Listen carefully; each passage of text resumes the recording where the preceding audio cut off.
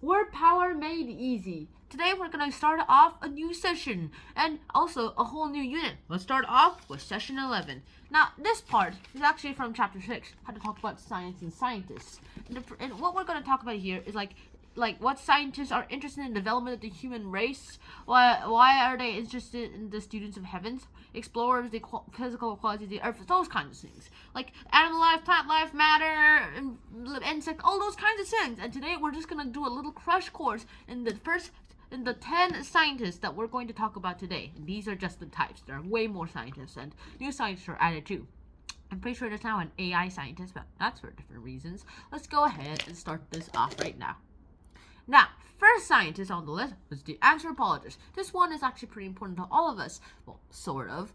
Because this is the actual person who studies all of mankind. He's the one who's all like, let's look. Oh yeah. So do this. He studies the evolution of mankind from since we were primates all the way to we are humans. We've gotten very far, so we have very far. But if we look in the future, we probably look at ourselves and say we haven't gone that far.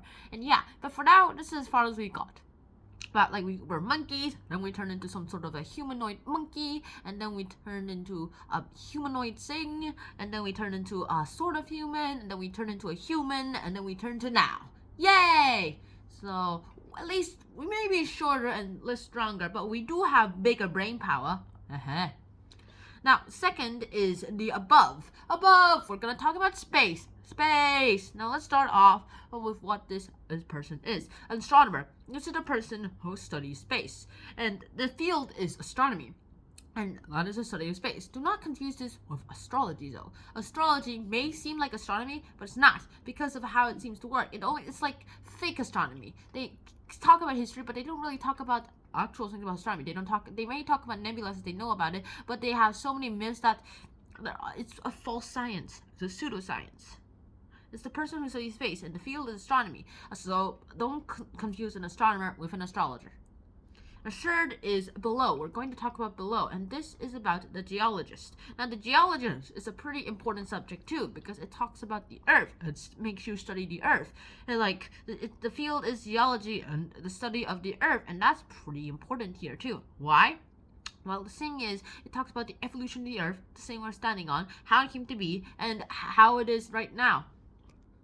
Next, we have life, the biologist. Now, the biologist is a pretty interesting subject too, if you really want to know about like little plants and stuff, like little molecules and microbes and things. Now, the field of biology is the study of life and other living organisms, not just humans, but the microscopic levels too. The bacteria, the virus that's attacked by a virus. Apparently, that exists now. Yeah, that's all pretty important too for biology. Then we have the flow. Yeah, that's really important too, because the field here, biology, the study of life and living things. This helps you learn about how we work, how other people work, how other organisms work, and how they seem to work out well. Like some bacteria, it teaches you about some bacteria and the biggest living creature known in the universe. I wonder if Galactus, if he existed, what would he be like? Yeah, that's pretty important too, eh? All right. Next up, we have the flora, the botanist. Now, let me explain. Life is considered in biology split into two categories: plants and animals.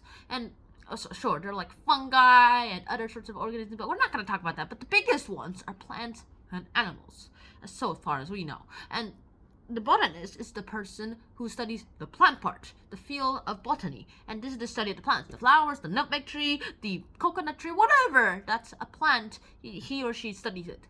And of course, the opposite, the animals on that living organism kingdom scale, well, that's the fauna. This is also called a zoologist. You might know that guy from Jumanji who's like, how did I know that?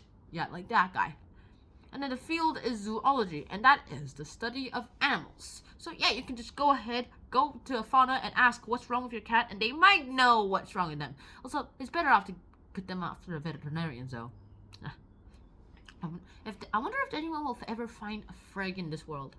And our seventh and last one is the little bugs. This is the entomologist. The field is entomology, and this is the study of insects. Now, what is the entomologist anyway? As I said, this is the study of the insect. These are the people going to look down into the itty bitty creatures eyes or legs or whatever receptor they have.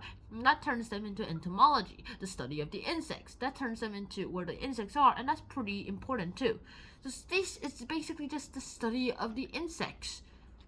And that's really, really, really interesting for some reason. Sure, there are 650,000 types of insects, species of insects, and millions of each unique species.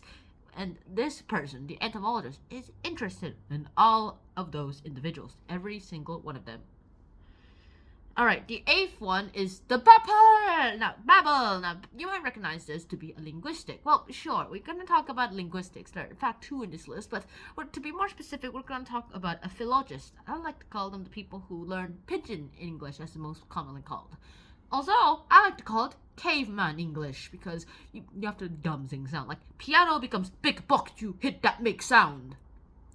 And Shakespeare's famous line, to be or to not to be, turns into come on or to not come on.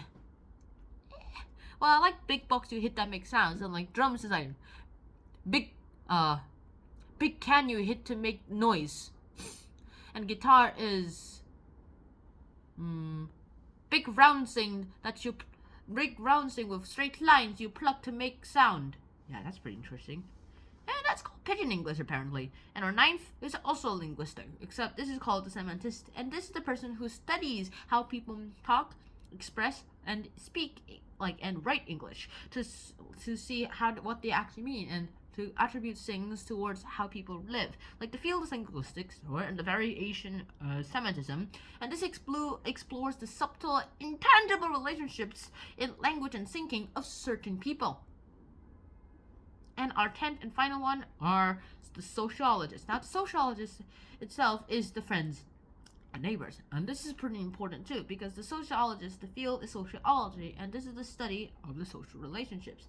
And the thing is, this is pretty darn important, because then you'll be able to learn how to do things, how social relationships seem to work out well enough, and how they go ahead in their lives. That's pretty darn important, don't you think? Yeah? Well, that's good. Of course, the field of sociology and the study is of social relationships, so this is pretty important if you have a little friend problem going on. So just go ahead and do sociology. Well, personally, I actually like all these lists, but if I had to choose one to become a career, it used to be I wanted to be an astronomer, to be a more specific astronomist, but then later I actually found out lots about saying I won't be probably a botanist or a zoologist though, because those aren't animals and plants aren't really my type, and living things aren't really my type. The geologist means getting dirty, and biologist, no, out of the question.